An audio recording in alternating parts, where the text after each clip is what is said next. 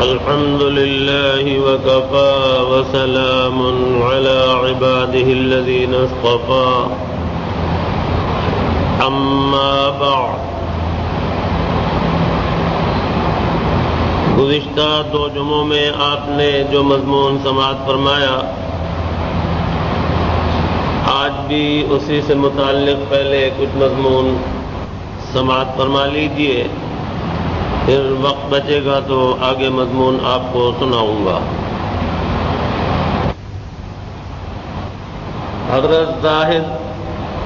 حضرت حاتم زاہد رحمۃ اللہ علیہ سے منقول ہے کہ 4 چیزوں کی قدر 4 قسم کے لوگ ہی پہچانتے ہیں۔ نمبر 1، جوانی کی قدر بوڑھے لوگ پہچانتے ہیں۔ عافیت کی قدر مصائب میں مبتلا لوگ پہچانتے ہیں، اور صحت کی قدر بیماروں کو محسوس ہوتی ہے، اور حیات کی قدر کا احساس مرنے والے کو ہوتا ہے۔ تو گزشتہ جمعے کو یوں سمجھ لیجئے تقریباً دوسرے نمبر پر پہنچے تھے کہ عافیت، اس سے پہلے جوانی کا ذکر ہے کہ آدمی جوانی میں چاق و چوبند ہوتا ہے، قوا مضبوط ہوتے ہیں، ہمت بلند ہوتی ہے، اور اس طرح سے آدمی جس کام کا عزم اور ارادہ کر لے اس کو کر گزرتا ہے۔ ایسے دور میں اللہ تعالیٰ کی طرف رجوع کرنے میں بھی وہ بہت، جب رجوع کر لے تو کام بن جاتا ہے اور خوب عبادت میں لگا رہتا ہے۔ اس لیے اپنی جوانی کی بھی فکر رکھنی چاہیے جوانوں کو، اور جوانی کی حفاظت کی بھی فکر رکھیں، اور جوانی میں اللہ تعالیٰ کی اطاعت اور عبادت میں بہت زیادہ مصروف رہیں، گناہوں سے بچیں۔ اس پر اجر و ثواب بھی زبردست ہوں گے۔ ظاہر ہے کہ طبیعت کے اندر اس قسم کا جذبہ زیادہ غالب ہوتا ہے جو گناہ کی طرف مائل کرتا ہے، تو رکنے میں مجاہدہ بھی زیادہ ہوگا، اور اللہ تعالیٰ بہت زیادہ خوش ہوتے ہیں، اور ایسے جوان کو جو عبادت گزاری کی حالت میں جوان ہوا، اللہ پاک بہت مرتبہ عطا فرمائیں گے۔ اور من جملہ اور بشارتوں کے ایک بشارت یہ بھی ہے کہ قیامت میں اللہ پاک اس کو اپنے عرش کے سایہ میں جگہ مرحمت فرمائیں گے۔ 7 قسم کے لوگوں میں سے ایک قسم یہ بھی ہوگی۔ بوڑھے آدمی جوانی کو یاد کرتے ہیں تو محسوس کرتے ہیں کہ جوانی تھی تو کچھ کر لیتے تو اچھا تھا۔ بہرحال جو وقت گزر گیا اس کو زیادہ رونے سے فائدہ نہیں۔ اگر کوتاہیاں ہوئی ہیں تو تدارک کر لیں، اس کا معافی تلافی ازالہ کر لیں۔ ہمارے پیر و مرشد عارف باللہ حضرت ڈاکٹر محمد عبداللہ صاحب عارفی رحمۃ اللہ علیہ فرمایا کرتے تھے کہ آدمی ظاہر گناہ کرتا ہے، احساس ہوتا ہے تو نماز پڑھ لے، اور پھر تنہائی میں بیٹھ کر جی بھر کر اللہ تعالیٰ سے عرض و معروض کر لے، جی بھر کر کہہ سن لے۔ فرماتے تھے چند دفعہ اس طرح کر لے اور اس کے بعد اس کو سوہان روح نہ بنائے، اس لیے کہ اللہ تعالیٰ زبردست کریم ہے، دعائیں قبول فرماتے ہیں، گناہوں کو معاف فرماتے ہیں، اور اس طرح سے سچے دل سے بندہ توبہ کرتا ہے تو اس کی دعا قبول ہوتی ہی ہوتی ہے، اور اس طرح سے اس کے گناہ مٹا دیتے ہیں۔ پھر آپ احادیث بیان فرماتے، اور خصوصاً قرآن پاک کی یہ آیت مبارکہ اکثر حضرت ہمارے پڑھا کرتے تھے، قُلْ يَا عِبَادِيَ الَّذِينَ أَسْرَفُوا عَلَىٰ أَنفُسِهِمْ لَا تَقْنَطُوا مِن رَحْمَةِ اللَّهِ إِنَّ اللَّهَ يَغْفِرُ الذُّنُوبَ جَمِيعًا، کہ اللہ تعالیٰ سے جب بندہ رجوع کرتا ہے جس نے اپنے اوپر زیادتیاں کی ہیں، تو اللہ تعالیٰ نے ان کے بارے میں فرمایا کہ اے میرے بندو مایوس مت ہو، اللہ کی رحمت سے لا تقنطوا من رحمت اللہ، اللہ کی رحمت سے مایوس مت ہو۔ اور اللہ تعالیٰ گناہوں کو معاف کرنے والے ہیں، سارے گناہوں کو معاف کر دیتے ہیں۔ یہ جمیعاً جو فرمایا ہے یہ اسی لیے ہے کہ سارے گناہ معاف کر دیتے ہیں، پاک و صاف فرما دیتے ہیں۔ حضور پاک صلی اللہ تعالی علیہ وسلم نے فرمایا ہے کہ توبہ کرنے والا ایسا جیسے ماں کے پیٹ سے ابھی پیدا ہوا۔ اس لیے زندگی میں جوانی میں جو کچھ ہو گیا اس کو اللہ تعالیٰ کا پورا علم ہے، اللہ تعالیٰ کے سامنے رکھ کر معافی مانگ لے، حقوق تھے تو ان کی ادائیگی کر لے، اپنی ذات سے متعلق معاملہ تھا اس کی صفائی کر لے، اور اس کے بعد اللہ تعالیٰ کی عبادت اور اطاعت میں لگا رہے۔ ماضی کو پیٹنے سے اور رونے سے حاصل کچھ نہیں ہوگا، حال کو خراب نہ کرے اور مستقبل کی فکر میں اپنے حال کو مضبوط کر لے، اور مستقبل کی فکر ایسی رکھے کہ جو مثبت سوچ اور فکر ہو اور آخرت کی تیاری کی سوچ ہو، یہ نہیں کہ خالی ہائے ہائے کرتا ہو۔ اور بڑھاپے میں قوت چونکہ جواب دے دیتے ہیں، کمزوری آ جاتی ہے، تو اللہ تعالیٰ کی بوڑھوں پر بھی بڑی مہربانیاں ہیں۔ حضور سرور کونین رسول مقبول صلی اللہ تعالی علیہ وسلم نے فرمایا ہے، اللہ تعالیٰ فرماتے ہیں میں بوڑھے کو عذاب دے کر کیا کروں گا، اور مجھے عذاب دیتے ہوئے حیا آتی ہے۔ حتیٰ کہ بزرگوں نے واقعات بیان کیے، ایک شخص بیمار ہوئے، بڑھاپا ابھی آیا نہیں، انتقال کے کچھ سامان نظر آئے اور موت کے آثار نظر آئے، تو انہوں نے اپنے بیٹوں کو وصیت کی میرے مرنے کے بعد میری داڑھی سفید کر دینا، رنگ لگا دینا۔ چنانچہ مرنے کے بعد بیٹوں نے حسب وصیت داڑھی سفید کر دی۔ اللہ تعالیٰ کے دربار میں حاضر کیے گئے، پوچھا کہ یہ کیا کیا؟ کہا یہ اس لیے کہ سفیدی لانا تو میرے اختیار میں نہیں تھا، سفیدی کرانا اختیار میں تھا۔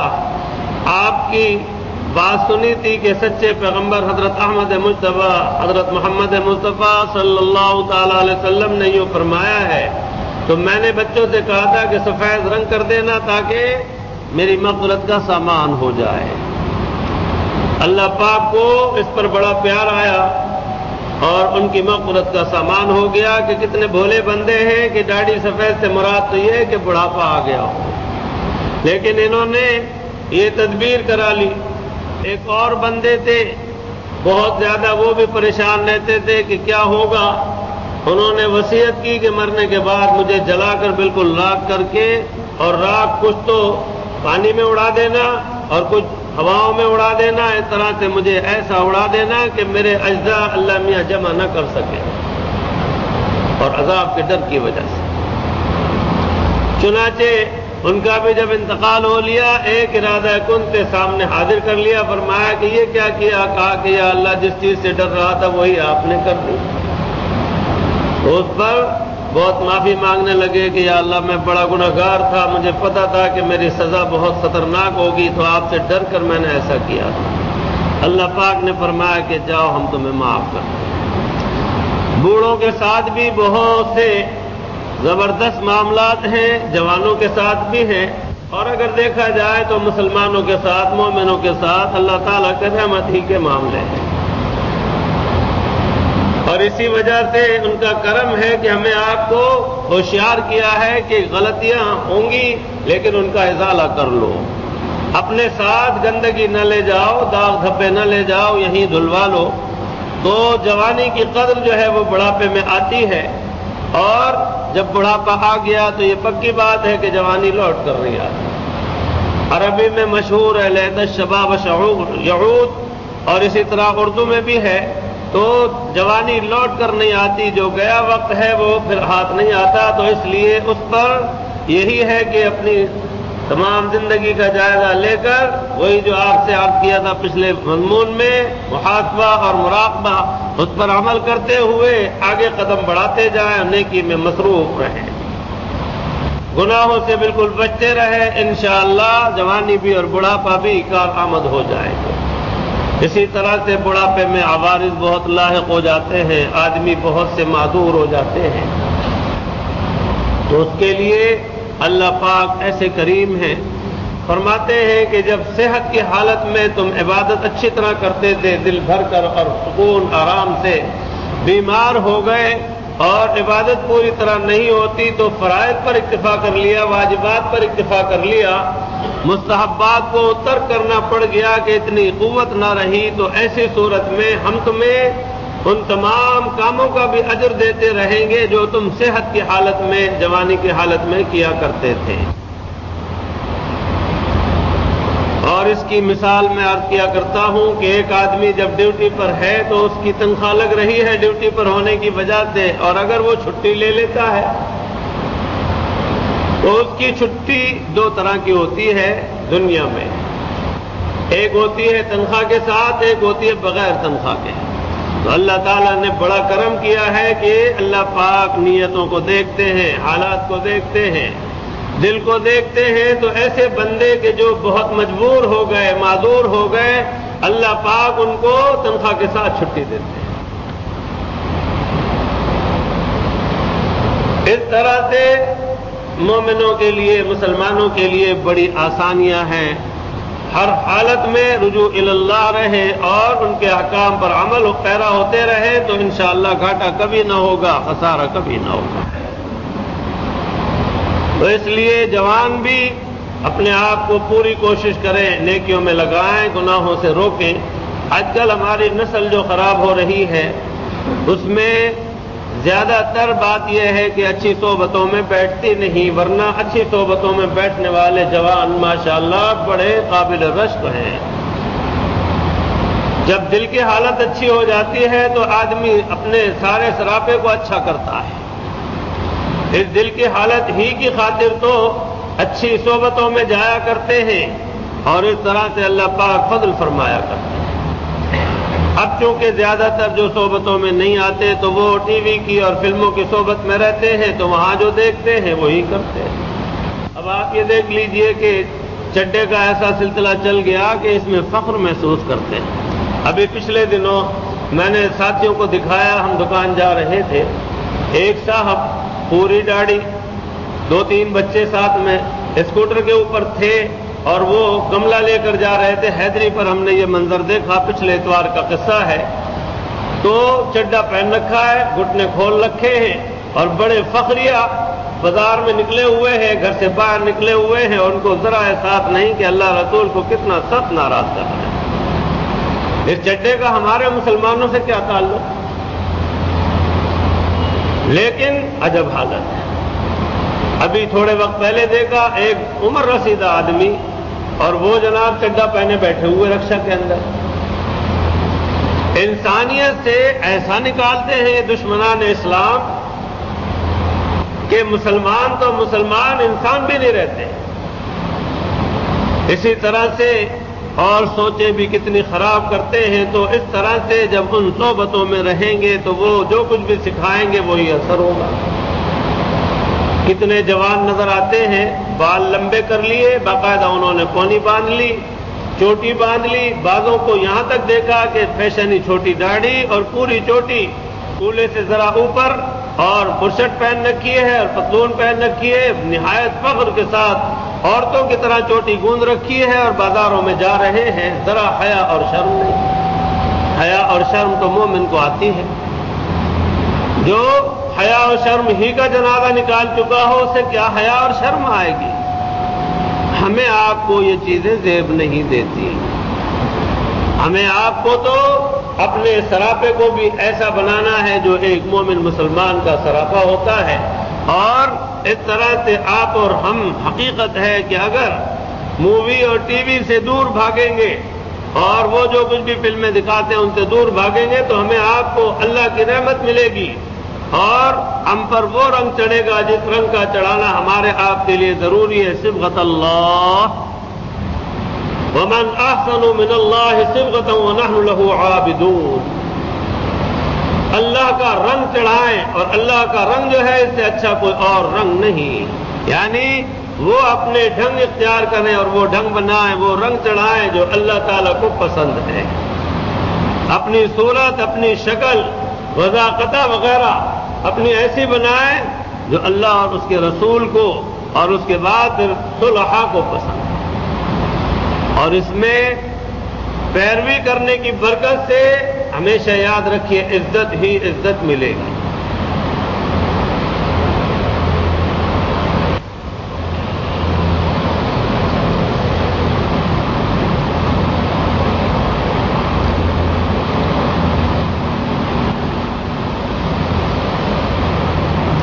چھوٹے چھوٹے بچے ہیں، چھوٹی بچیاں ہیں، شریعت پر جب ان کو چلاتے ہیں، ماں باپ چلتے ہیں، اولاد کو چلاتے ہیں اور وہ بھی صلح کا انداز اختیار کرتے ہیں، کتنا پیار آتا ہے۔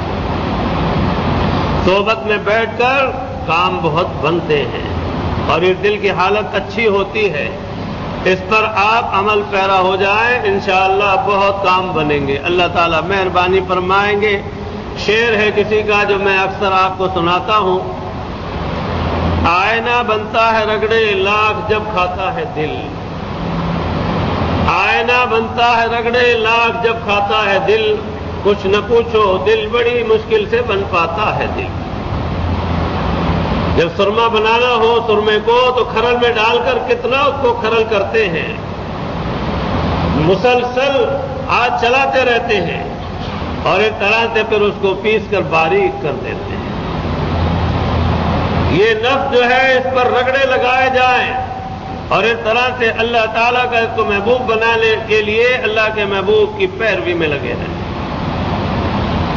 جو پیروی سے دور بھگانے والی چیزیں ہیں ان سے بہت دور بھاگنا چاہیے تاکہ اللہ کی مہربانیاں ہوں۔ اور اس طرح سے جوانوں میں بھی ماشاءاللہ جو تائب ہیں، عابد ہیں اور خاشع ہیں، اللہ سے ڈرنے والے، عبادت میں رہنے والے اور اللہ تعالیٰ کی اطاعت اور فرما برداری کرنے والے، اللہ تعالیٰ کی ان پر بھی مہربانی ہے۔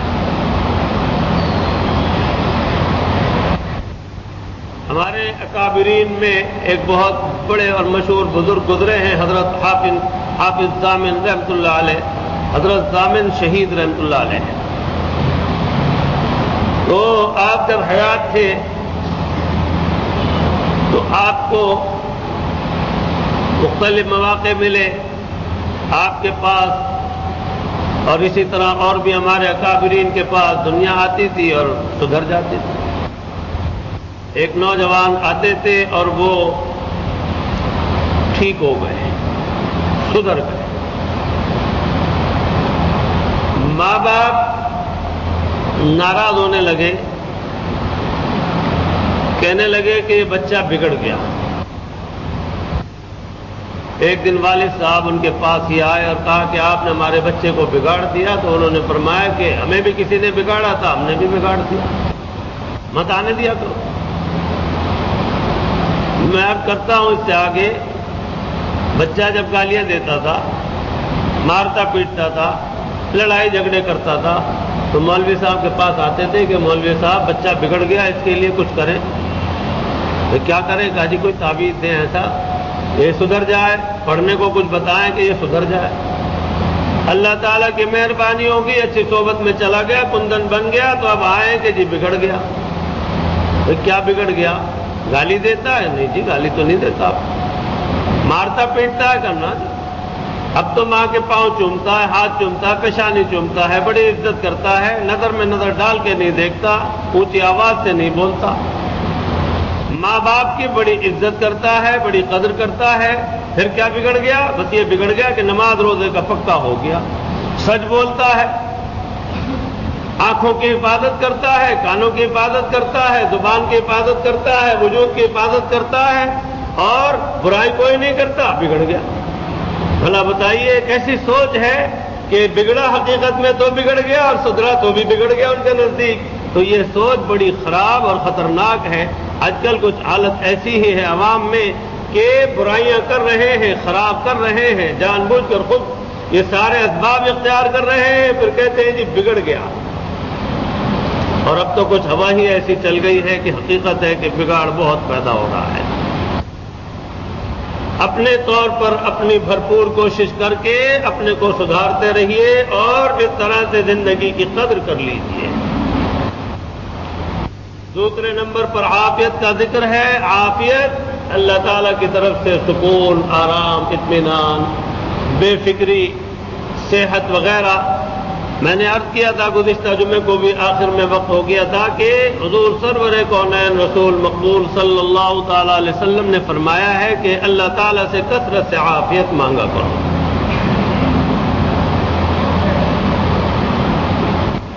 کثرت سے عافیت مانگنا بہت ضروری ہے، اور دونوں جہان کی عافیت، اور اللہ تعالیٰ سننے والے ہیں، قبول کرنے والے ہیں۔ عافیت جس کو مل جائے بہت خوش نصیب ہے۔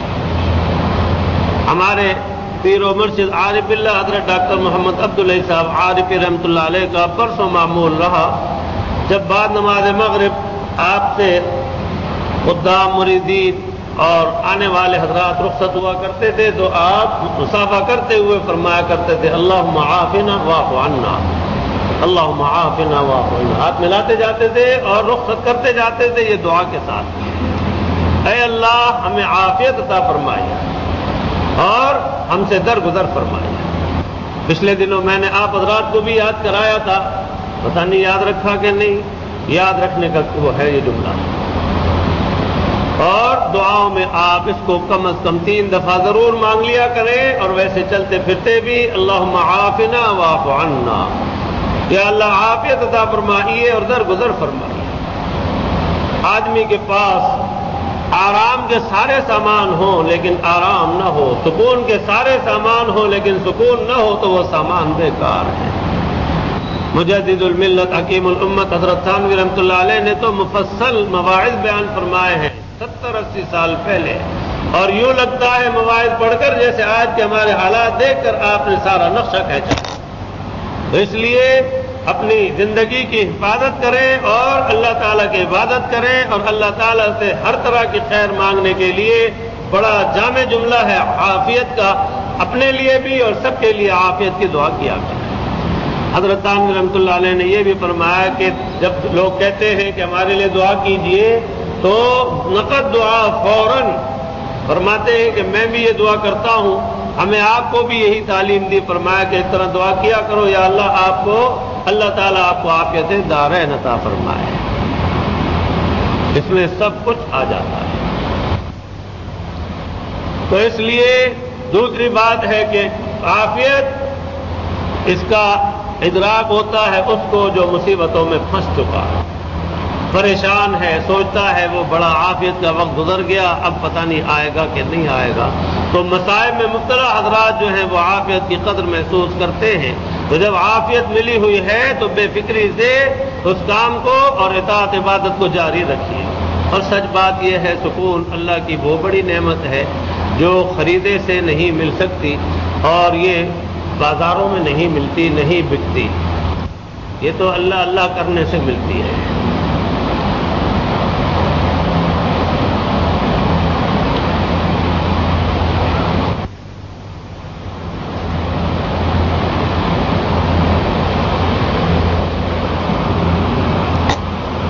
یہ ملتی ہے اللہ والوں کی صحبت میں جانے سے، ان کی خدمت کرنے سے، ان کی صحبت میں رہ کر ان کی دعائیں لینے سے اور اپنی درستی کرنے سے۔ تمنا درد دل کی ہے تو کر خدمت فقیروں کی، یہ گوہر بادشاہوں کے خزینے میں نہیں ملتا۔ بادشاہوں کے پاس جو دنیا کے بادشاہ ہیرے جواہرات اور یہ اور وہ، لیکن یہ سکون جیسی نعمت یہ اللہ والوں کے پاس ہے۔ آج کے اخبار میں ایک فوٹو دیا ہے جنگ میں، ایک خاندان بیٹھا ہے پلنگ کے اوپر، یہ ایک عرصہ انہوں نے اپنا صاحبان تان رکھا ہے، اس پر بچے اور وہ بیٹھے ہوئے ہیں، تو اس کے نیچے کچھ یہی لکھا ہے انہوں نے کہ کس قدر پرسکون ان کا وقت گزر رہا ہے، چہروں سے الگ ہی نظر آ رہا ہے کہ پرسکون ہے، جبکہ بتیرے وہ لوگ ہیں کہ سکون کو ڈھونڈتے پھرتے ہیں اور سارے سامان موجود ہیں لیکن سکون نہیں۔ ہم میں سے جس کسی کو بھی سکون حاصل ہے اللہ کا خوب شکر ادا کرے، اور جس کو حاصل نہیں وہ اللہ کی خوب عبادت بھی کرے اور اس کی یاد میں مصروف رہے، انشاءاللہ سکون نصیب ہوگا۔ الا بذکر اللہ تطمئن القلوب۔ اور جو وقت ہاتھ آیا ہے عافیت کا، بے فکری کا، تو اس سے فائدہ نہیں اٹھایا تو بعد میں پھر پچھتانے سے کوئی فائدہ نہیں۔ اور تیسری چیز ہے صحت۔ اس کی قدر بیماروں کو ہوتی ہے کہ صحت تھی تو کیسے گھومتے تھے، پھرتے تھے، کھاتے تھے، پیتے تھے، چلتے تھے، پھرتے تھے، یہ تھا اور وہ تھا، اور خوب نوکری پر جاتے تھے، لگے رہتے تھے، پتہ بھی نہیں چلتا تھا، اور اب یہ عالم ہے کہ ایک ایک قدم لینا مشکل ہو جاتا ہے۔ تو صحت کی قدر ہمیں آپ کو سب کو بہت کرنی چاہیے۔ اس سلسلے میں اپنے طور پر جو کچھ بھی تدابیر کر سکتے ہیں، مادی تدابیر، وہ بھی اختیار کرتے رہیں، اور اس کے ساتھ ساتھ اللہ تعالیٰ سے صحت اور عافیت برابر مانگتے ہیں۔ میں نے غور و فکر کیا کافی، اللہ تعالیٰ نے ہم پر جو بہت بڑے انعام فرمائے ہیں اس دنیا میں، تو غور و فکر کے بعد میں اس نتیجے پر پہنچا، اللہ تعالیٰ ہی کا فضل ہے اور انہی کی عطا اور انہی کی مہربانی، جس پر شکر ادا کرتا ہوں کہ انہوں نے یہ سوچ عطا فرمائی، اور اپنے بزرگوں کو دعا کرتا ہوں ان کے لیے کہ اللہ پاک ان کے درجات بلند فرمائے، کہ ان کی تربیت اور صحبت کے اثرات محسوس ہوتے ہیں اور نظر آتے ہیں، کہ جو یہ بات سمجھ میں آئی۔ سب سے بڑا انعام اللہ پاک کا اور سب سے بڑی نعمت اس دنیا میں ہمیں آپ کو جو روحانی نعمتوں میں ملی ہے، وہ نعمت ہے ایمان کی، اسلام کی، قرآن کی، اور اسی طرح سے بہت بڑی نعمتوں میں اللہ پاک کی وہ نعمت ہے کہ اللہ پاک نے ایسے پیارے نبی کا ہمیں آپ کو امتی بنایا۔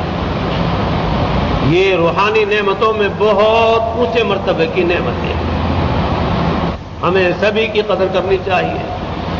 اور اس طرح سے مادی نعمتوں میں نے غور و فکر کیا تو میں نے محسوس کیا کہ سب سے زیادہ جو بڑی نعمت اللہ پاک نے عطا فرمائی ہے وہ صحت ہے۔ اس کی قدر کریں اور اس سے فائدہ اٹھائیں، کام لیں اس سے، اور پھر آگے کے وقت کا کس کو پتا ہے۔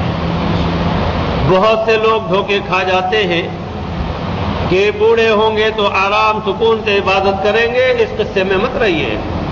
میں نے پچھلے دنوں بھی عرض کیا کہ جس طرح سے حضرت تھانوی رحمۃ اللہ علیہ کے الفاظ ہیں اور آپ میں بہت سے حضرات کو بڑے اچھے لگتے ہیں۔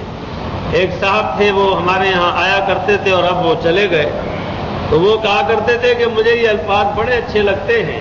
حضرت تھانوی رحمۃ اللہ علیہ کا مضمون ہے، ملفوظ ہے اور بہت جامع مضمون ہے، چھوٹا سا ہے لیکن بڑا جامع ہے، جس کا خلاصہ یہ ہے کہ دنیا کے سارے کام تم لسٹم پسٹم کرتے ہو، تو دین کے کام بھی جب اس کا وقت آئے تو لسٹم پسٹم کر لیا کرو، اور کل کے لیے اس کو اٹھا کر مت رکھو، بعد میں پچھتاؤ گے۔ جس طرح سے کھانے کا وقت آتا ہے تو آدمی کا دل چاہے یا نہ چاہے، طبیعت راغب ہو یا نہ ہو، جب بھوک لگی ہے تو کھا لیتا ہے، بعض وقت طبیعت بڑی مقدر ہے لیکن بھوک لگ رہی ہے، کھانا کھاتا ہے۔ اسی طرح سے سوتا ہے اور دل نہیں چاہ رہا ہے دفتر جانے کو، جاتا ہے، دکان کھولنے کو دل نہیں چاہ رہا ہے، جاتا ہے۔ تو غرض یہ ہے کہ اس طرح سے کام کرنے ہیں، ان کو انجام دیتا ہے، دل چاہے یا نہ چاہے۔ اسی طرح سے بہت سے لوگ کہتے جی نماز میں دل نہیں لگتا، تو میں بھی ان سے یہ کہہ دیتا ہوں کہ بھائی دل لگے یا نہ لگے کام مت چھوڑنا۔ جب کھانا نہیں چھوڑتے، پینا نہیں چھوڑتے، ملنا نہیں چھوڑتے، سونا نہیں چھوڑتے، دنیا کا کوئی کام نہیں چھوڑتے، تو پھر اللہ کی عبادت کیوں چھوڑتے ہیں؟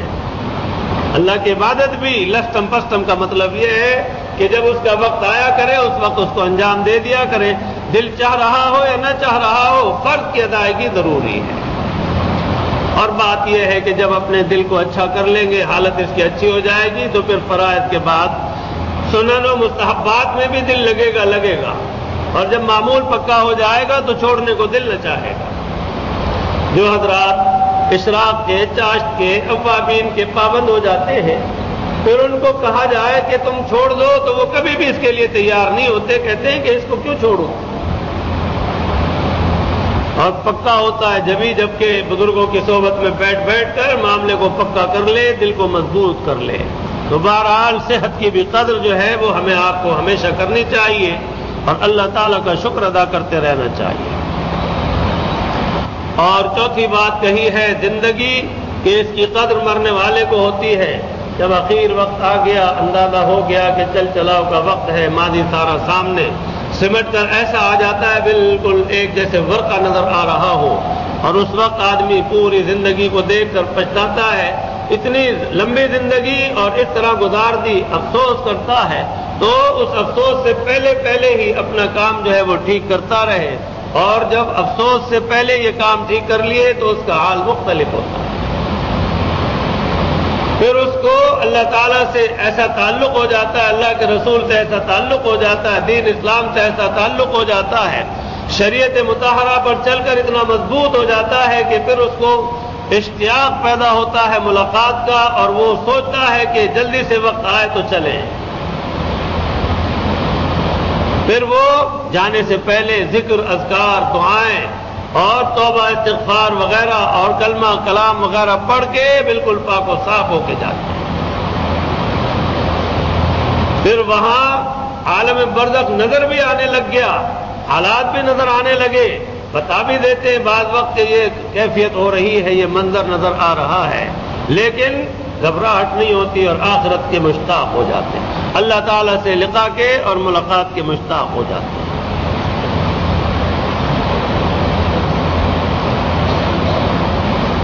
ہندوستان میں ایک بہت بڑے بزرگ تھے، حضرت مولانا شبیر احمد عثمانی رحمۃ اللہ علیہ کے ہم عصر تھے،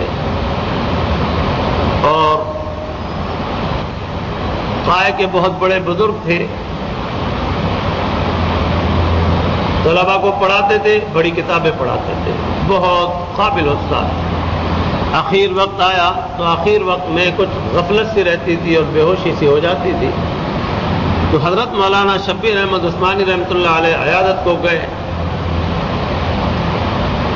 بیٹوں میں سے کسی نے جا کر کان میں کہا کہ ابا جی حضرت مولانا تشریف لائے ہیں، آنکھیں کھول دی، فرمایا بلا لو۔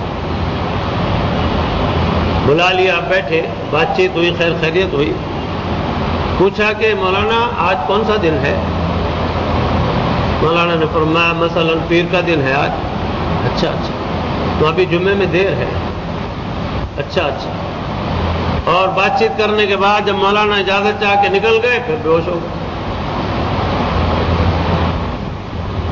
مولانا نے نکلتے ہوئے صاحبزادوں سے کہا کہ بڑا خیال رکھنا ابا جی کا، اور خاص طور سے جمعے کے دن، جمعے کے وقت میں آس پاس بہت رہنا تم۔ بعد وصال حضرت مولانا نے راز افشا کیا، فرمایا کہ ان کے جنات شاگرد روز آنا ان کے پاس بخاری شریف پڑھ رہے تھے، روز آنا ایک پارہ پڑھتے تھے بخاری شریف کا، اور اس حساب سے ان کی بخاری شریف کے ختم ہونے کا وقت جو بن رہا تھا وہ جمعے کا دن تھا اور جمعے کے وقت کا وقت تھا۔ بس ادھر بخاری شریف ختم ہوگی اور ادھر ان کی جان جائے گی، ان کی جان بخاری شریف میں اٹکی ہوئی ہے۔ انہوں نے اس وقت ظاہر نہیں کیا، کہا کہ بڑا خیال رکھنا ابا جی کا، اور خاص طور سے جمعے کے دن، جمعے کے وقت۔ چنانچہ یہی ہوا کہ ادھر جمعے کا وقت ہوا، اذانیں وغیرہ شروع ہوئی اور وہ بزرگ جو ہیں وہ اس دنیا سے رخصت ہو گئے۔ ابھی تھوڑے دن پہلے ہی ایک مایا ناز ہستی جو دنیا سے تشریف لے گئی، حضرت علی میاں رحمۃ اللہ علیہ، تو دیکھیے ان کا بھی یہی ہوا کہ جمعے کی تیاری کی اور عبادت میں مصروف تھے، حکم ربی آیا اور کس قدر پاک و صاف اور ذکر اذکار کرتے ہوئے دنیا سے گئے۔ تو بعد میں حضرت مولانا نے فرمایا کہ یہ چونکہ بخاری شریف سن رہے تھے اور اس میں یہ مستغرق رہتے تھے، تم لوگ سمجھتے تھے بے ہوش ہیں، بے ہوش نہیں ہوتے تھے، اور جہاں نماز کا وقت آتا تھا فوراً اٹھ بیٹھتے تھے، فرماتے تھے کہ وضو کراؤ مجھے، نماز پڑھوں گا۔ تو اللہ والوں کی پھر بات یہ ہے کہ اتنی زبردست اونچی بات ہو جاتی ہے کہ ان کو آخرت بھی بڑی محبوب ہو جاتی ہے، اور ایک کیا اس امت کے تو بے شمار قصے، بے شمار واقعہ۔ اس لیے زندگی کے اندر کام کر لیجئے، مرنے کے وقت پھر حسرت سے کچھ بھی نہ بنے گا۔ تو یہ چار چیزیں تو بیان کی کس ہستی نے، یہ وہ شخصیت ہیں کہ ان کو اللہ پاک نے اپنے زمانے میں بڑا مقام عطا فرمایا، حدیث کی انہوں نے بہت خدمت کی، اور دنیا سے بالکل زاہدانہ ان کا تعلق تھا، اسی وجہ سے ان کے نام کے ساتھ زاہد آتا ہے، بے رغبت، دنیا سے بالکل بے رغبت۔ اور انہی مضامین میں میں سنا چکا ہوں شام میں کہ ایک اور بزرگ نے پوچھا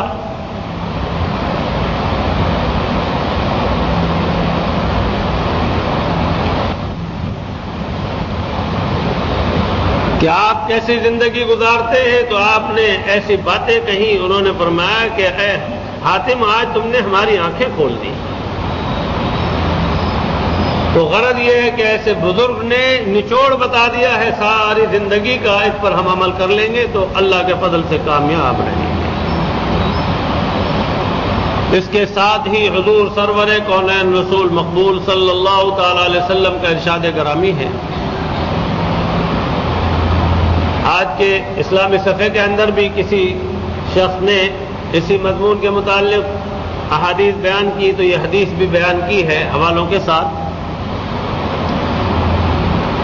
حضور صلی اللہ تعالی علیہ وسلم ارشاد فرماتے، پانچ چیزوں سے پہلے غنیمت جانو: جوانی کو بڑھاپے سے پہلے، صحت کو بیماری سے پہلے، مالداری کو ناداری سے پہلے، اور فرصت کو مصروفیت سے پہلے، زندگی کو موت سے پہلے۔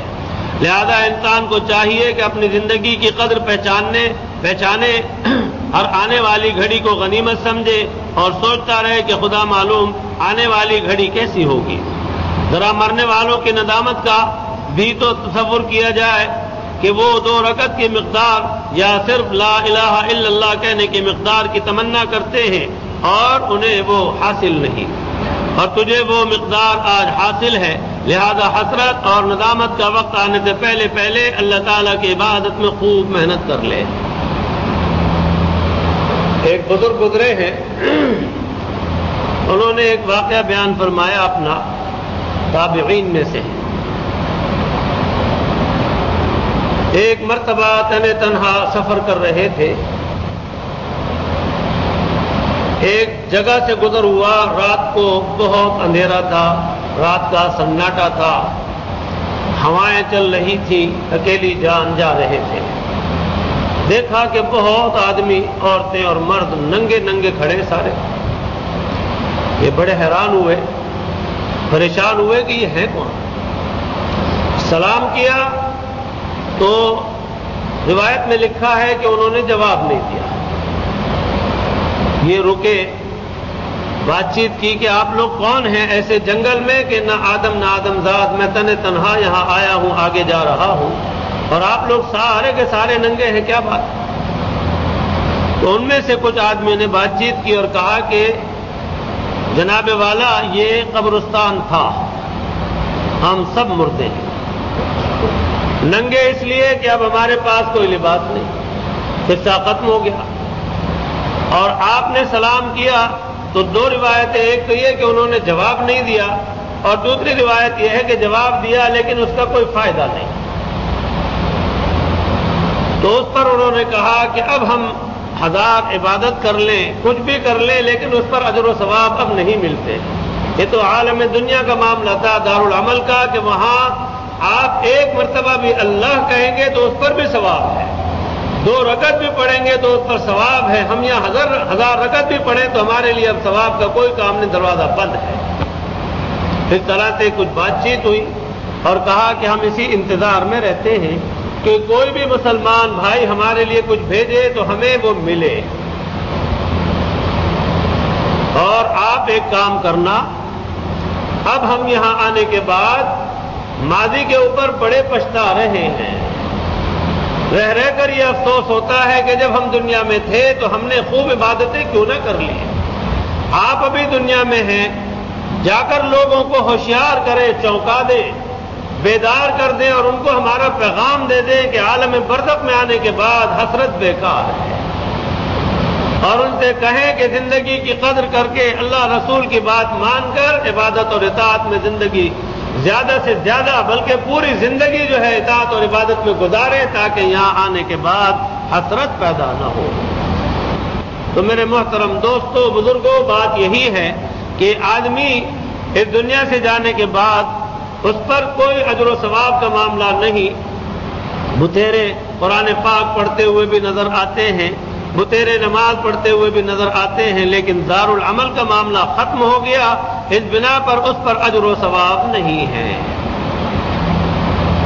اس لیے اس زندگی کی بڑی قدر کریں۔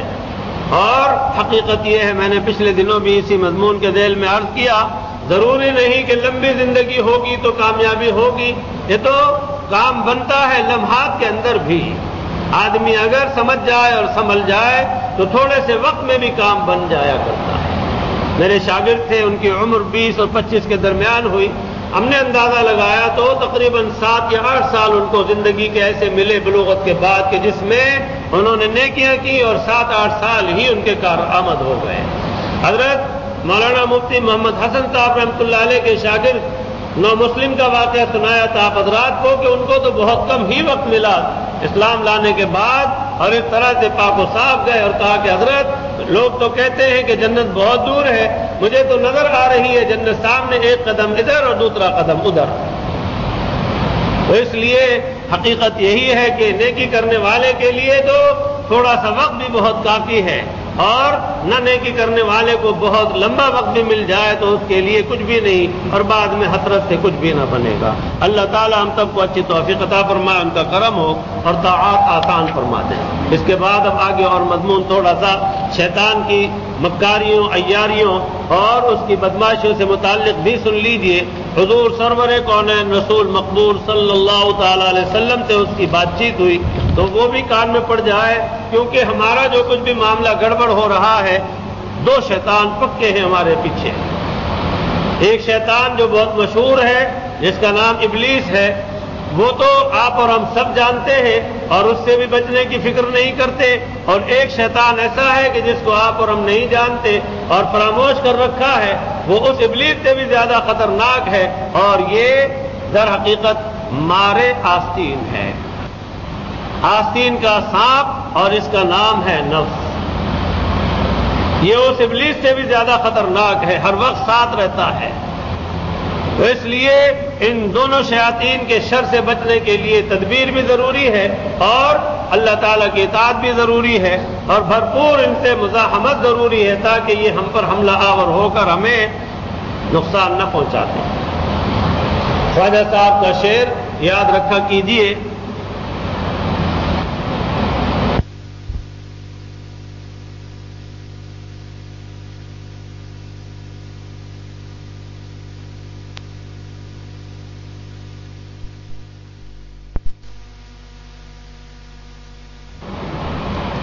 نہ چت کر سکے نفس کے پہلواں کو تو یوں ہاتھ پاؤں بھی ڈھیلے نہ ڈالے. ارے اس سے تو کشتی ہے عمر بھر کی، کبھی وہ دبا لے کبھی تو دبا لے. تو کشتی تو لڑنی ہے ان سے اور ان کو زیر کرنا ہے. جاری رکھیں کشتی تو انشاءاللہ آپ ان کو زیر کر لیں گے. تو ایک نفس ہے اور ایک شیطان، اور اس کے بعد پھر اس شیطان کے چیلے بہت سارے ہیں. انہی مضامین میں آ چکا ہے کہ شیطان کے بارے میں پوچھا گیا تو فرمایا کہ انسان اور جنات دونوں میں ان کے چیلے بہت ہیں جو گمراہی کے کام کرتے ہیں اور شیطان کا کام پورا کرتے ہیں، شاگردی کا حق ادا کرتے ہیں. اللہ تعالیٰ ان شیطانوں سے بچائیں اور اپنا محبوب بنا لیں اور اپنی مہربانی فرما دیں. اللہ پاک نے کلام پاک میں بہت زبردست طریقے سے منع فرمایا ہے کہ اس کی پیروی نہ کرنا ابلیس کی. یا ایھا الذین آمنوا لا تتبعوا خطوات الشیطان ومن یتبع خطوات الشیطان فإنه یأمر بالفحشاء والمنکر. جو اس کی پیروی کرتا ہے تو شیطان کا کام کیا ہے؟ برائی کا حکم دیتا ہے اور فحشاء کا حکم دیتا ہے. الشیطان یعدکم الفقر ویأمرکم بالفحشاء واللہ یعدکم مغفرۃ منہ وفضلا. شیطان تو تنگی کا وعدہ کرتا ہے اور برائی کا وعدہ کرتا ہے، اور اللہ تعالیٰ فضل کا وعدہ فرماتے ہیں، مغفرت کا وعدہ فرماتے ہیں. ایک جگہ فرمایا ان الشیطان لکم عدو فاتخذوہ عدوا. شیطان تمہارا کھلا دشمن ہے، اس کو اپنا دشمن ہی سمجھو اور بچو. فرماتے ہیں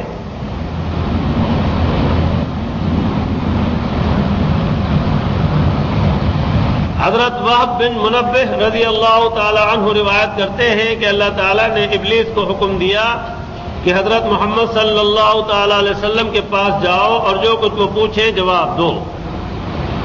چنانچہ شیطان ایک بوڑھے آدمی کی شکل میں ہاتھ میں چھڑی تھامے ہوئے حاضر خدمت ہوا. اس کا اکثر جو ہے وہ روح حضور کے زمانے میں یہی ہوا.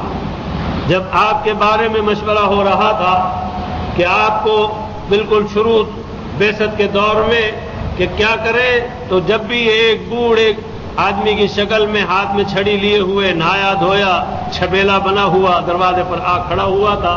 تو لوگوں نے دیکھا کہ یہ تو کوئی نیا آدمی ہے, ہمارا جانا پہچانا مکے کا تو ہے نہیں. پوچھا تو سلام کر کے کہا کہ اجازت ہو تو میں بھی اندر آ جاؤں, مجھے معلوم ہوا تھا کہ آپ حضرات کوئی اہم مشورہ کر رہے ہیں. تو اس پر اجازت ملی. پوچھا تو کہا کہ میں نجد سے آیا ہوں, اور اس نے کمبخت نے وہ خطرناک مشورہ دیا کہ جو اس کے لحاظ سے نمبر اول تھا اور بہت خطرناک تھا کہ وہ کام ہو جائے تو اس کے بعد کام تمام ہو جائے. لیکن اللہ پاک نے اپنے کلام پاک میں 9ویں پارے کے آخر میں فرما دیا ہے وَإِذْ يَمْكُرُ بِكَ الَّذِينَ كَفَرُوا لِيُثْبِتُوكَ أَوْ يَقْتُلُوكَ أَوْ يُخْرِجُوكَ وَيَمْكُرُونَ وَيَمْكُرُ اللَّهُ وَاللَّهُ خَيْرُ الْمَاكِرِينَ. جس وقت کہ آپ کے بارے میں رائے مشورہ ہو رہا تھا کہ آپ کو باہر نکال دیں شہر سے اور ملک سے, یا آپ کو قید کر دیں یا آپ کو قتل کر دیں, تو اس وقت یہ اپنی تدبیریں کر رہے تھے اور اللہ تعالیٰ اپنی تدبیر کر رہے تھے, اور اللہ تعالیٰ بہترین تدبیر کرنے والے ہیں. وہ قصہ مفصل ہے, اس وقت موقع نہیں. اللہ پاک نے کیسا بچایا کہ دشمنوں کے بیچ سے اللہ پاک لے کر گئے. بدر کے موقع پر بھی بہت کم تراک طریقے سے آیا. انہوں نے کہا کہ ہماری ہمت نہیں پڑ رہی ہے اور وہ لگ رہا ہے کہ بڑی تیاری کر رہے ہیں وغیرہ. اس نے کہا ارے تم ڈرتے ہو, میں تمہارے ساتھ ہوں, پھر ڈر کی کیا بات ہے. ہمت دلائی, حوصلہ بلند کیا, اکسایا, ساتھ لے چلا. جب میدان جہاد میں پہنچے تو وہاں میدان کارزار میں پہلے سے ہی پاؤں کھڑنے لگے, اس کے گھبرانے لگا, چہرہ اترنے لگا. انہوں نے کہا کہ دوست یہ کیا کر رہے ہو؟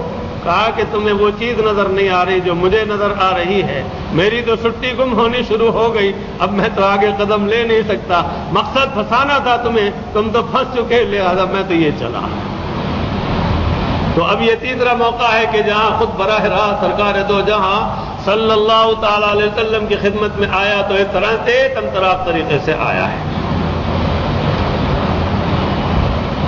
آپ نے پوچھا تو کون ہے؟ کہا ابلیس. پوچھا کیوں آیا ہے؟ جواب دیا کہ اللہ کا حکم ہے کہ خدمت میں حاضر ہو کر جو آپ پوچھے جواب دوں. حضرت صلی اللہ تعالی علیہ وسلم نے پوچھا کہ اے ملعون, میری امت میں سے تیرے کتنے دشمن ہیں؟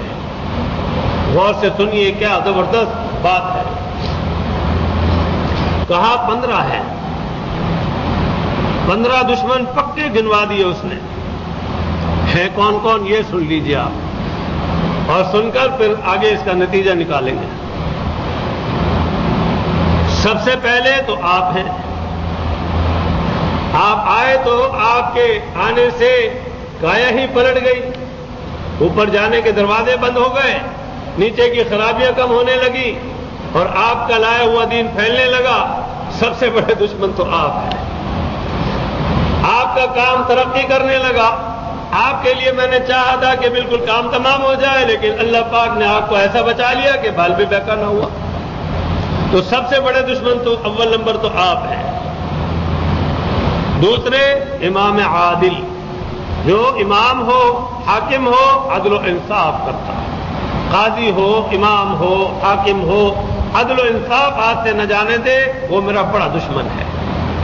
اور تیسرا تواضع والا غنی, مالدار بھی ہے اور متواضع بھی, تکبر نہیں, وہ بڑا میرا دشمن ہے, میرے قابو میں نہیں آتا.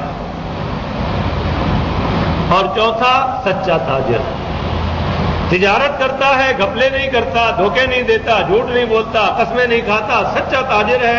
وہ میرے چنگل میں نہیں آتا, وہ تیرے ہاتھ مارتا ہوں, داؤ چلاتا ہوں, لیکن وہ پھنستا نہیں ہے, نکل جاتا ہے. تو وہ بھی میرا بڑا دشمن ہے, سچا تاجر. اور پانچواں خشوع والا عالم.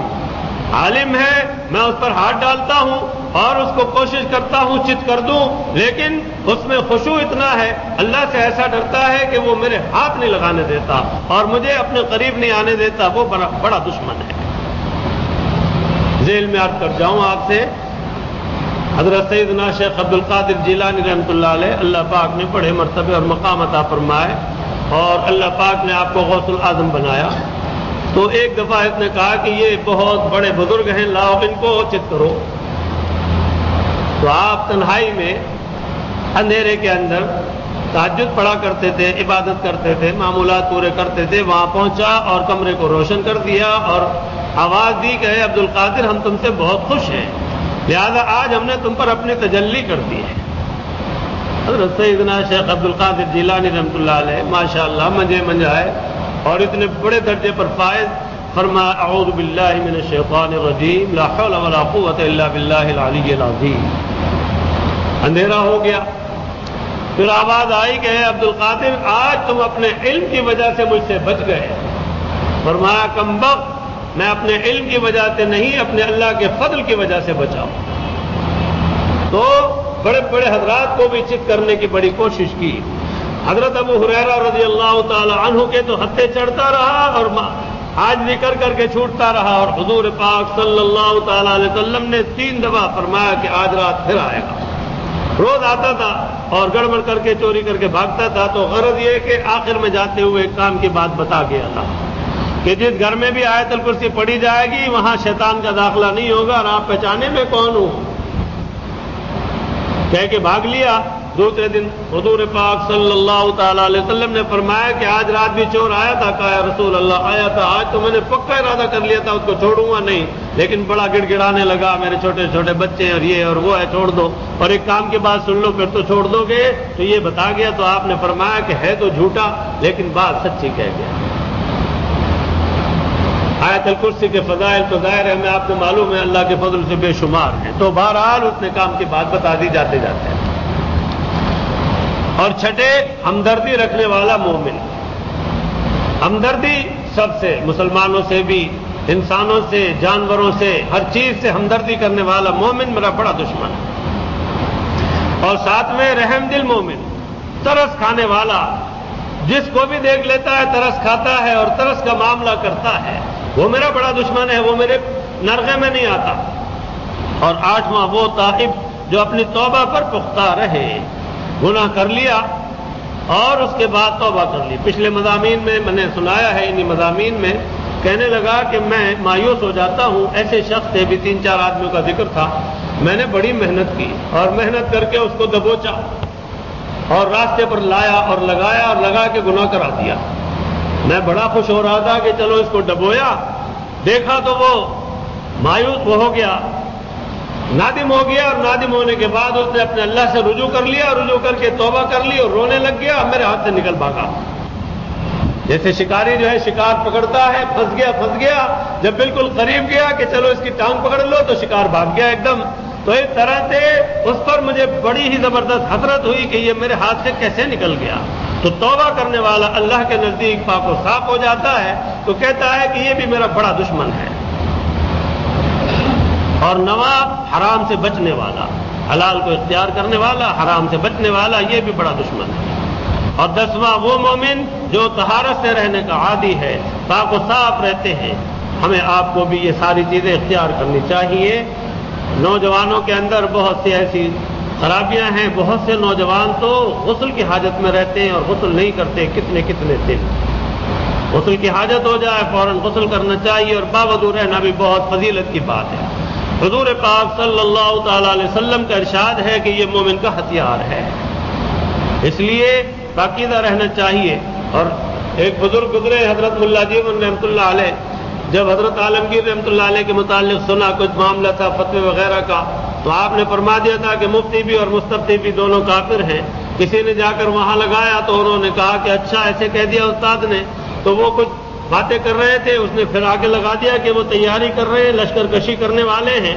آپ نے فرمایا اچھا پانی لاؤ جلدی سے، وضو فرمایا کہ ہم تو مسلح ہو گئے، آنے دو۔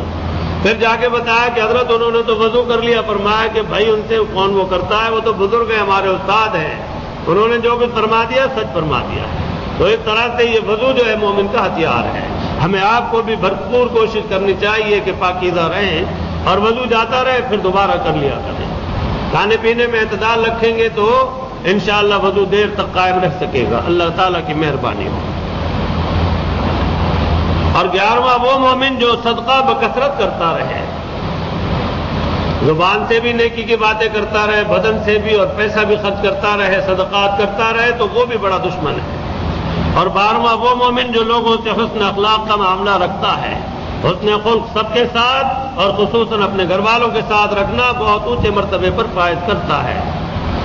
13واں وہ مومن جو لوگوں کو نفع پہنچاتا ہے، لوگوں کے کام آتا ہے، وہ بھی میرا بڑا دشمن ہے۔ اور 14واں وہ حافظ قرآن جو تلاوت کی پابندی کرتا ہے، وہ بھی بڑا دشمن ہے کہ اللہ کے کلام کو برابر وہ پڑھتا ہے اور انوار حاصل کرتا ہے، قرب حاصل کرتا ہے، اپنے درجات بلند کرتا ہے، اس طرح سے اللہ کے کلام سے وابستگی اس کی رہتی ہے، وہ میرا بڑا دشمن ہے۔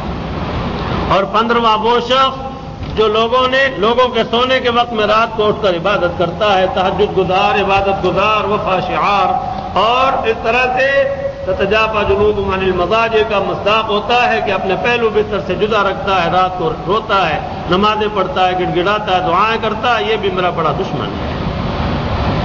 اس پر ایک واقعہ سناؤں، ایک بزرگ کا واقعہ ہے۔ تہجد وہ مسجد میں آ کے پڑھا کرتے تھے، ان کے لیے مسجد کھول دی جاتی تھی۔ ایک رات آ رہے تھے تو ایک آدمی ملا اور اس نے ہاتھ پکڑا اور آگے گڑا تھا اس میں دھکیل دیا۔ وہ بیچارے ایسے پڑے رہے، اس میں آس پاس اس نے پہرا لگا دیا کہ کوئی اور آنے نہ پائے، یہ بتیرے چیخے پکارے، کوئی نہ آیا۔ تہجد کا وقت گیا، فجر کا وقت گیا، دن نکل آیا، سورج چڑھ گیا، تو پھر آیا، کہنے لگا اوہو آپ یہاں پڑے ہوئے قبلہ محترم، ہاتھ پکڑ کے نکالا اور چلتا کر دیا۔ کہنے لگے آج ان کو مروایا اچھی طرح سے، اللہ میاں اب ان سے خوب ناراض ہوں گے۔ بڑی تہجد پڑھتے تھے اور بہت ہی زیادہ پابندی سے نماز فجر پڑھا کرتے تھے۔ وہ بیچارے اتنے روئے، یا اللہ میری زندگی میں کبھی نماز قضا نہ ہوئی، تہجد بہت نہ ہوئی، آج میرے سے یہ کیا ہو گیا، میں گڑھے میں کیسے گر گیا۔ روتے رہے۔ دوسرے دن پھر نکلے تو دیکھا کہ ایک آدمی ساتھ ہو لیا، کہا کہ آئیے حضرت آپ کو مسجد پہنچا دوں۔ پوچھا کہ بھائی تو کون ہے اس وقت؟ میں تو اکیلا جاتا ہوں۔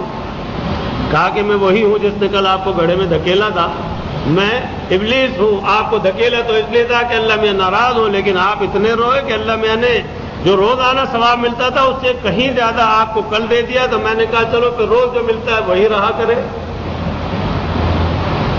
تو اس کمبخت کا جو ہے یاد رکھیے، کبھی بھروسہ مت کیجیے اور اس کے قریب آپ نے اپنے کو مت کیجیے اور اس کو اپنے قریب مت آنے دیجیے، اور نفس کا بھی علاج کرتے رہیے، اللہ والوں کی صحبت میں حاضر رہیے، اللہ پاک مہربانی فرمائے، ان کا کرم ہو۔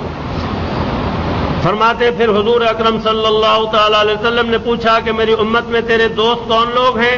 کہا 10 ہیں۔ پہلا ظالم حکمراں، دوسرا متکبر غنی، تیسرا خائن تاجر، اور چوتھا شرابی آدمی، پانچواں چغل خور، چھٹا زانی، ساتواں یتیم کا مال کھانے والا، آٹھواں نماز میں سستی کرنے والا، نواں زکوٰۃ نہ دینے والا، 10واں وہ شخص جو لمبی لمبی امیدیں باندھتا ہے۔ یہ لوگ میرے ساتھی اور بھائی ہیں۔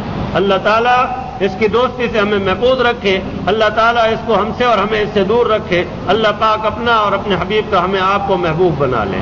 اس مضمون کو یہیں ختم کرتا ہوں، اور اس کے بعد اب دعا کریں گے۔ دعا سے پہلے ایک عرض ہے،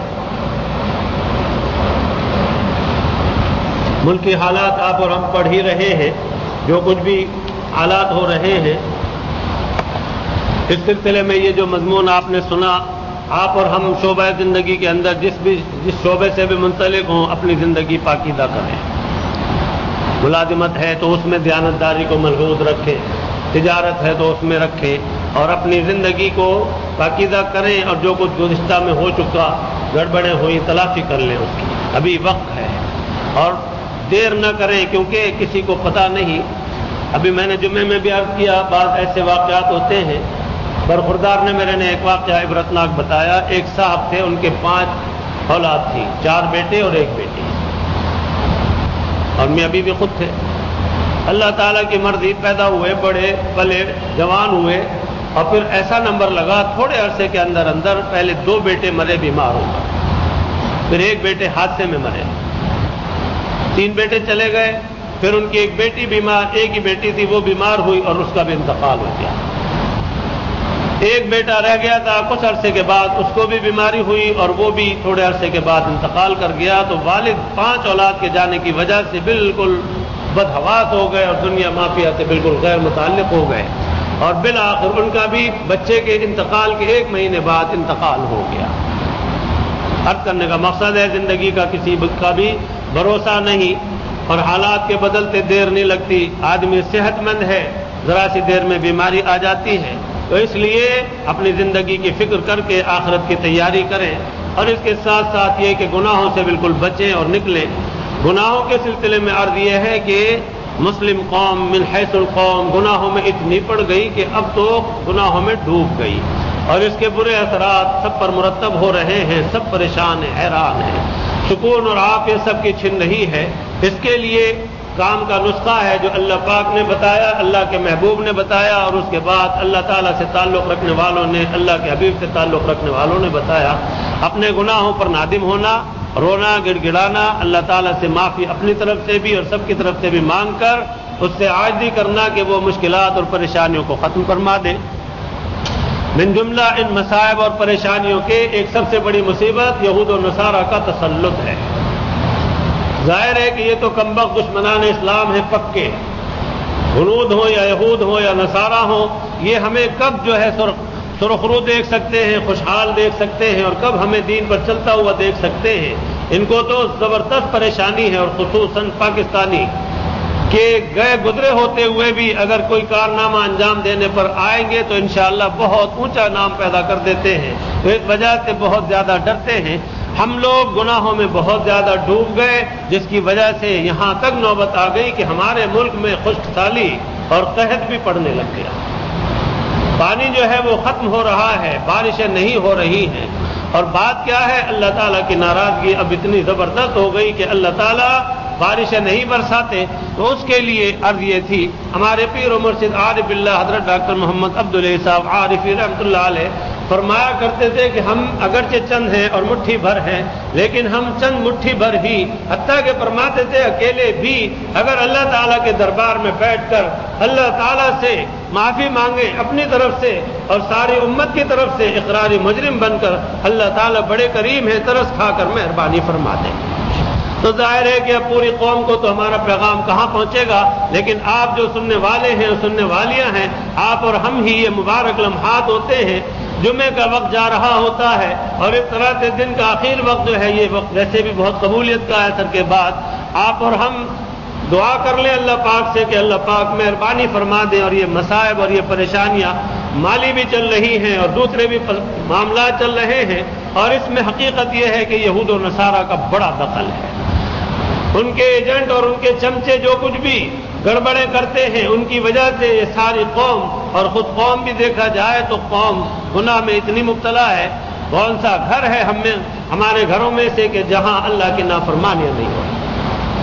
نافرمانیوں کو آپ اور ہم چھوڑیں، اور نماز توبہ کثرت سے پڑھیں، روز آنا 2-4 دفعہ ضرور پڑھیں، دوسروں کو بھی یہ پیغام دیں، اور اللہ تعالیٰ سے سچے دل سے توبہ کریں تاکہ یہ مصائب اور آلام ختم ہوں۔ یہ پانی وہ نعمت ہے کہ اگر خدا نخواستہ یہ ختم ہو جائے گا تو دیکھ رہے ہیں اخباروں میں آ رہا ہے، آدمی بے حساب مر رہے ہیں، جانور مر رہے ہیں، اور اس طرح سے گرمی شدید پڑ رہی ہے، آدمی مرے جا رہے ہیں۔ اللہ پاک سے گڑ گڑا کے دعا کر لیجئے اور ان کی مہربانی ہو جائے، کرم ہو جائے۔ ہمارا کام ہے عاجزی کے ساتھ ان سے التجا کرنا، اور امید ہے کہ وہ بڑے ہی ترس کھانے والے ہیں، مہربانی فرما دیں گے، ترس کھا لیں گے۔ ہمارا یہ وتیرہ ہونا چاہیے، کھولیں یا نہ کھولیں وہ در، تیری ہو اس پہ کیوں نظر، تو بس اپنا کام کر، یعنی صدا لگائے جا۔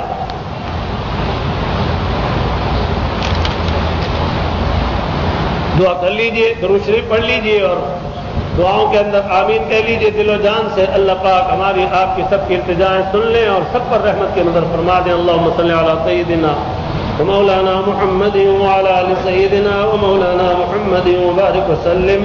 اللهم انت السلام ومنك السلام تبارك يا ذا الجلال والاكرام۔ اللهم اعنا على ذكرك وشكرك وحسن عبادتك۔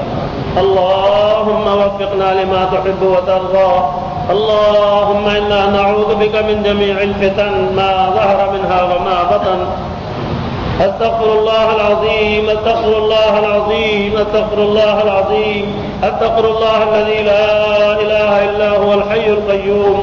استغفر الله ربي من كل ذنب اذنبته عمدا او خطأ سرا او علانية واتوب اليه، من الذنب الذي اعلم ومن الذنب الذي لا اعلم، انك انت علام الغيوب وستار العيوب وغفار الذنوب، ولا حول ولا قوة الا بالله العلي العظيم۔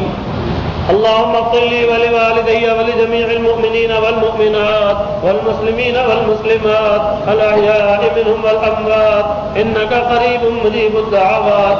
اللهم عافنا واعف عنا، اللهم عافنا واعف عنا، اللهم عافنا واعف عنا.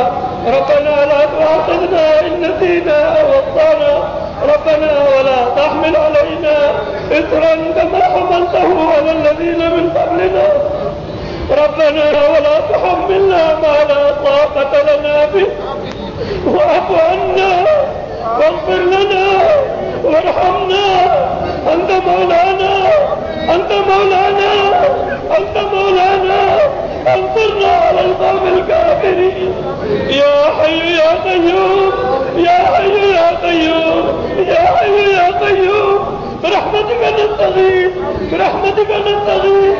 لا إله إلا أنت سبحانك إني كنت من الظالمين، لا إله إلا أنت سبحانك إني كنت من الظالمين، لا إله إلا أنت سبحانك إني كنت من الظالمين. ربنا ظلمنا أنفسنا وإن لم تغفر لنا وترحمنا لنكونن من الخاسرين. اے اللہ ہمارے گناہوں کا معاف کر دیجیے. یا اللہ بڑے گناہگار ہیں، سیاہکار ہیں، اے اللہ اپنا کرم فرما دیجیے. اے اللہ ہماری شامت اعمال کو معاف کر دیجیے. یا اللہ یہ خوشحالی دور فرما دیجیے. یا اللہ قحط کو ختم فرما دیجیے. اے اللہ رحمت کی بارشیں برسا دیجیے. یا اللہ رحمت کی بارشیں برسا دیجیے. یا اللہ ٹھنڈی ٹھنڈی ہوائیں چلا دیجیے. اے اللہ آپ ہمارے مالک ہیں، آپ ہمارے خالق ہیں. ہمیں یا اللہ یہود و نصارہ کے حوالے نہ کیجیے. دشمنان اسلام کو ہم پر مسلط نہ فرمائیے. ان کے شرور و فتنوں سے بچائیے. ہمیں اپنی طرف آپ رجوع کی توفیق عطا فرمائیے. اے اللہ شامت اعمال کو معاف فرما دیجیے. ہم اقراری مجرم اے اللہ آپ کے بندے، آپ کی بندیاں آپ کے دربار میں حاضر، ہمارے یا اللہ جرم معاف کر دیجیے. یا اللہ جرم معاف کر دیجیے. یا اللہ ہمیں معاف کر دیجیے. اے اللہ ہمیں معاف کر دیجیے. حضور کی ساری امت کو معاف کر دیجیے. ہم ساری امت کی طرف سے اقرار مجرم ہیں. اے اللہ اپنا کرم فرمائیے، اپنا رحم فرمائیے. آپ رحم نہ فرمائیں گے ہم کہاں جائیں گے. یا اللہ بارکوں کی نوبت آ گئی. یا اللہ پریشانیاں ہو گئی، حیرانیاں ہو گئی. آپ ہمارے والی اور وارث ہیں، آپ ہمارے سب کچھ ہیں. اے اللہ ہماری سوچ درست فرما دیجیے. اے اللہ ہم پر رحمت کی بارشیں برسا دیجیے. اے اللہ ہمیں محروم نہ فرمائیے. اے اللہ خیر سے مالا مال فرمائیے. اپنا نیک بندہ بنا لیجیے. حضور کا نیک امتی بنا دیجیے. گناہوں سے بیدار فرما دیجیے. پاک و صاف فرما دیجیے. رحمت کے سمندر میں ڈبو دیجیے. تمام داغ اور گندے دھو دیجیے. اے اللہ ہم سے بھی حضور کی ساری امت سے راضی ہو جائے. اے اللہ حضور کی دعائیں آپ نے قبول فرمائی. آپ کے امتی ہیں. یا اللہ ہماری دعاؤں کو بھی قبول فرما لیجیے. ساری امت سے ہر طرح کے عذاب ہٹا دیجیے. یا اللہ دشمنان اسلام کو عبرت کا نمونہ بنا دیجیے. اے اللہ قبول والا فرمائیے.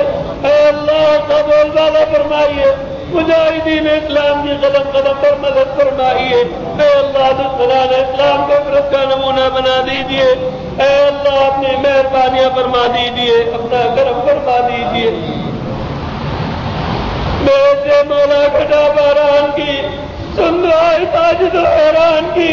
آپ تب بھی بولیے. بیٹے مولا گھٹا باران کی سن دعائے ساجد و حیران کی. بیٹے مولا گھٹا باران کی سن دعائے ساجد و حیران کی. بیٹے مولا گھٹا باران کی سن دعائے ساجد و حیران کی. بیٹے مولا گھٹا باران کی سن دعائے ساجد و حیران کی. اے اللہ ہر طرح کے پریشانیوں سے نجات عطا فرمائیے. ہمیں بھی اور سارے مسلمانوں کو، سارے یا اللہ ملک والوں کو اور رحم فرما دیجیے.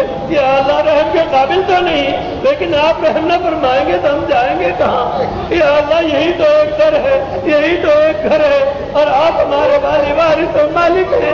اے اللہ ہمارے ہاتھ اٹھے ہوئے ہیں، ہمیں محروم نہ فرمائیے، مایوس نہ فرمائیے۔ یا اللہ ہمارے اٹھے ہوئے ہاتھوں کو اے اللہ اپنی مہربانی سے بھر کر یا اللہ لوٹا دیجیے، اور دونوں جان کے ساتھ سے مالا مال فرما دیجیے۔ اے اللہ تو رخرو فرما دیجیے، اپنے کرم فرما دیجیے، ٹھنڈی ٹھنڈی ہوائیں چلا دیجیے، گرمی ختم فرما دیجیے، اور یا اللہ ہر خیر سے مالا مال فرمائیے۔ حضور پاک صلی اللہ تعالیٰ علیہ وسلم نے جس قدر خیر طلب کی وہ سب ہمیں بھی عطا فرمائیے، اور جس قدر شرور و فطروں سے پناہ مانگی ہمیں بھی پناہ میں لے لیجیے۔ اے اللہ ہم سب سے راضی ہو جائیے، ہم سب کو اپنے سے راضی کر لیجیے، ہمارا ظاہر بھی اور باطن بھی سوار دیجیے، اپنا محبوب بنا لیجیے، حضرت محبوب صلی اللہ علیہ وسلم کا محبوب بنا دیجیے۔ اے اللہ ہمارا پڑھنا سننا عبادات اور طاعات اور دعائیں اور التجائے قبول فرما لیجیے۔ سستا واسطہ آپ کی رحمت واسعہ کا، اور سستا واسطہ حضور پاک صلی اللہ تعالی علیہ وسلم۔ سمعنا واطعنا غفرانك ربنا وإليك المصير، وصلى الله تعالى على خير خلقه سيدنا محمد وعلى آله وأصحابه أجمعين، آمين برحمتك يا أرحم الراحمين۔